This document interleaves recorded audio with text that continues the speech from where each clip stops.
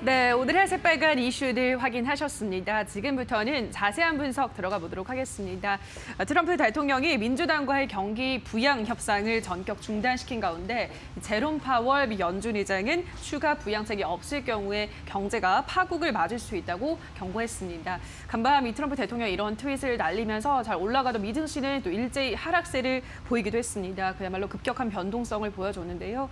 사실 어제까지만 해도 이 경기 부양책이 협상이 될 것 같다. 이런 기대감이 있었는데 또 하루 만에 이렇게 분위기가 또 반전이 돼서 대선 전까지는 앞으로 좀 이렇게 변동성이 있지 않을까라는 걱정이 돼요. 어떻게 봐야 될까요, 전문가님? 네, 변동성은 당연히 존재할 건데 그것보다 문제는 사실상 이 트럼프의 입이라고 저는 생각을 해요.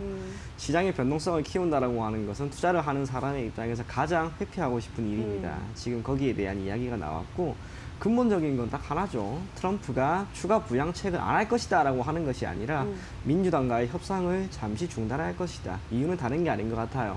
지금 재선까지 선거 홍보를 할 수 있는 기간이 얼마 안 남았습니다. 거기에 충실하겠다라고 하는 것으로 저는 보여졌습니다. 하지만 재선이 누가 되든 트럼프가 되든 바이든이 되든 이러거나 저러거나 추가 부양책은 분명히 이후에 시행을 할 거예요. 그렇기 때문에 일시적으로 어제 미증시가 소폭 하락을 했다 하더라도 그것이 추가 부양책이라고 하는 것이 중단이 되어서 미증시의 하락을 지속적으로 이어갈 변수로 작용할 가능성은 전혀 없습니다. 한 가지 확실한 것은 지금 제롬 파월 의장은 조금 더 현명한 결단을 내렸다는 거죠. 소비가 조금씩 위축이 되고 실업급여가 이제 더 이상 지급이 되지 않아요. 그러다 보면 필연적으로 미 경제를 가장 지탱하고 있는 이 소비라고 하는 부분에서의 위축이 나온다는 점을 알고 있기 때문에 추가 부양책에 대한 의견을 가장 강하게 피력을 한 것이라고 보여집니다. 시간이 조금만 지나면 여기에 대한 부분은 나올 거예요. 제 생각에 재선이 이제 11월이니까 한 달 정도만 있으면 결과가 나오는 대로 추가 부양책은 바로 시행이 될 겁니다. 미국 같은 경우에는 재정이라고 하는 부분, 특히 기축통화를 기반으로 하고 있는 국가이기 때문에 재정적인 측면에서의 부담은 크지 않아요. 무엇보다 우리가 누구나 인정하는 게 있죠. 경기가 좋지 않습니다. 그럼 정부는 어떤 정책을 펼쳐야 되는가? 긴축이냐 확장이냐? 당연히 확장이에요. 그게 재정이 되든 통화가 되든 한 가지 확실한 것은 확장 재정 정책을 지속적으로 펼쳐나가야지만 미국이라고 하는 국가가 결국 지금 보이고 있는 경제 성장을 계속해서 이어나갈 수가 있고 코로나19에 따른 충격을 최대한 빠른 시점에 회복할 수 있다는 거예요. 그래서 지금 어제 밤에 있었던 이번 이슈는 오늘 시장이 모든 걸 말해주잖아요. 우리나라 증시 상승하고 있고 미선물 지수도 크게 빠지는 게 아니기 때문에 하나의 악재나 또 하나 시장을 짓누를 변수로서 작용할 가능성은 전혀 없다는 것. 그 점만 여러분들이 생각하시면 될 것 같습니다.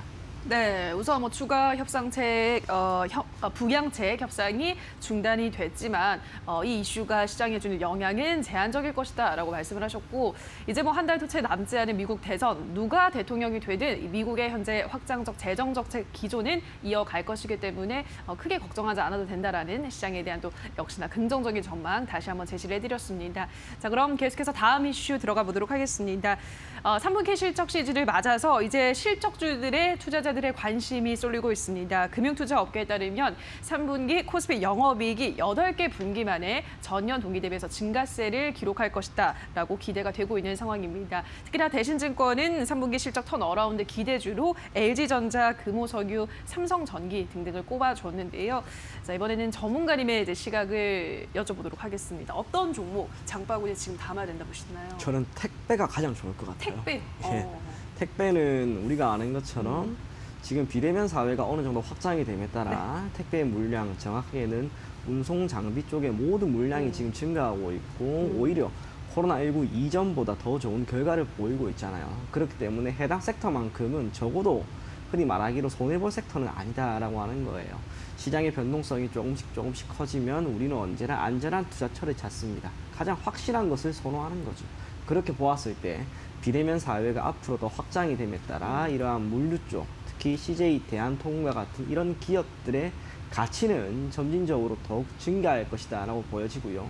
또 한 가지 눈여겨볼 것은 참 코로나19가 2월, 3월에 터졌을 때만 해도 우리가 걱정을 참 많이 했어요. 그쵸. 방송이나 뭐 여러 가지 언론에서 올해 실적이 정말 안 좋을 것이다. 특히 대한민국의 주력 산업군이라고 할 수 있는 5대 주력 산업군이라고 할 수 있는 반도체나 조선, 철강, 석유화학, 자동차 모두 실적이 좋지 않아서 올 한해 경제 전망이 매우 어려울 것이다라고 했는데 막상 2분기 실적이 나왔을 때만 하더라도 생각보다 괜찮아요.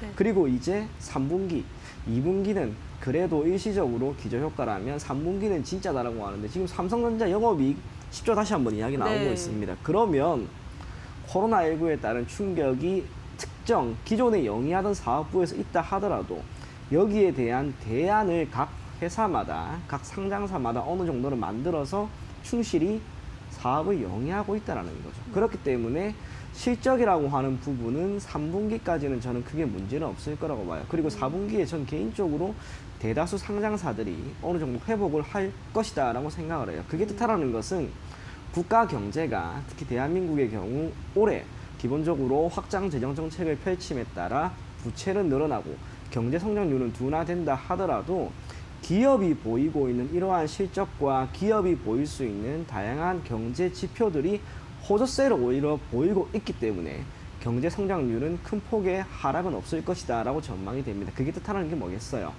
코로나19에 따른 충격을 우리나라는 정말 잘 이겨나가고 있고 이러한 상황에서 오히려 신사업군들이 새롭게 대한민국을 지탱하는 사업군으로 떠오르고 있다. 그렇게 생각을 하시면 좋을 것 같습니다.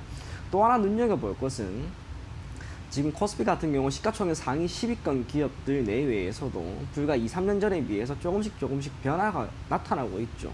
기존에 10위권까지 밀렸던 기아차나 현대차까지 지금 다시 한번 반등세를 보이면서 기업 가치가 증가하고 있고 대한민국의 한 가지 주력 산업군이 다시 한번 제자리를 찾아가고 있습니다. 네이버나 NC소프트와 같은 그리고 카카오와 같은 이러한 신기업들이 새로운 기업들의 성장세가 뚜렷한 상황이 현 시점에서 나타나기 때문에 저는 개인적으로 조금씩 코로나19에 따른 충격으로 대한민국이 주력으로 삼는 산업군이 변화가 될지언정 실적이라고 하는 측면에서는 큰 폭의 변화는 없을 것이다 라고 생각을 합니다.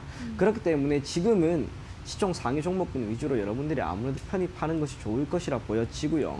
그 중에서도 뚜렷한 실적 개선세가 나오는 이런 운송 또 택배 관련 대표적으로 CJ 대한통운과 같은 기업을 여러분들이 눈여겨보면 좋지 않을까 그렇게 생각이 됩니다. 참고로 동사 같은 경우 오늘 신고가를 240일 기준 신고가를 다시 한번 경신하려고 하는데 실적 발표가 구체적으로 언제인지는 모르겠습니다만 실적에 대한 기대감이 있죠. 그렇기 때문에 주가는 여기서 멈추지는 않을 거예요. 조금 더 상승한 이유 실적이 어닝 서프라이즈가 나올지 아니면 어닝 쇼크가 나올지 거기에 따라서 주가의 향방이 결정될 것으로 보이는 만큼 CJ 대한통운 실적 발표에 대한 기대감이 있는 현 시점에서는 여러분들이 계속해서 눈여겨볼 것을 권해드리겠습니다. 네, 전문가님은 이 택배주를 실적 시즌이 다가오는 만큼 관심을 가져야 된다라고 설명을 하셨고요. 그중에서도 CJ 대한통운 앞으로도 주가 상승세가 기대된다라고 설명해 드렸으니까요. 이 종목도 관심을 더 보시길 권유를 해드리도록 하겠습니다. 자, 계속해서 다음 이슈 아까 살짝 언급이 나왔던 이 자동차주에 대해서도 이야기를 해보도록 하겠습니다. 요즘 자동차주들이 가을 증시를 주도하고 있다고 해도 어색하지가 않습니다. 한국거래소에 따르면 최근 1개월 사이 현대차는 주가 5.8% 상승하면서 한국 자동차 산업이 호황을 맞은 2015년 수준으로 회복을 했다고 합니다. 기아차 주가는 더 빠르게 올라가고 있습니다. 한 달 사이 상승률만 20.1%에 달하는데요. 이 기간 코스피가 0.1% 하락한 것과 견주어 봤을 때 두드러지는 상승세입니다. 자동차주 요즘 오늘은 조금 밀리고 있긴 한데 잘 가잖아요. 어떻게 보세요, 전문가님? 너무 잘 갑니다. 네. 생각했던 것보다 너무 잘 가서 사실 놀라는데 저는 개인적으로 4월, 5월경에 현대나 기아차와 같은 이런 완성차 업체들이 잘 갈 때, 반등이 나올 때 그때 방송을 보거나 하시는 많은 분들에게 종목을 정리해라라고 권했어요. 이유가 완성차 업체 같은 경우 어느 정도는 상승이라든지 또는 기업 가치 증대라고 하는 것이 제한적일 것이다라고 생각을 했는데 이후로 나왔던 게 뭐냐면 전기차, 네. 수소차, 자율주행이라고 하는 새로운 산업군에 대한 투자와 여기에 대한 미래 가치가 지금 주가에 고스란히 반영이 되다 보니 주가가 이렇게 상승을 하고 있는 것으로 보여집니다.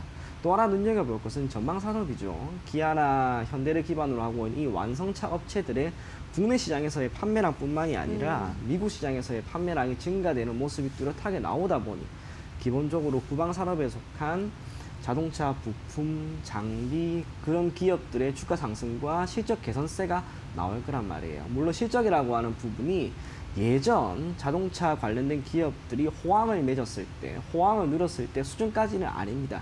하지만 주가라고 하는 것은 미래 가치를 현재 시점에서 반영하는 거죠. 그게 뜻하는 것은 비록 자동차 부품 관련된 기업들의 실적이 예전만큼은 아니나 앞으로는 크게 개선될 것이다라고 하는 그런 기대감 때문에 지금 상승하고 있는 것이라고 저는 보여져요.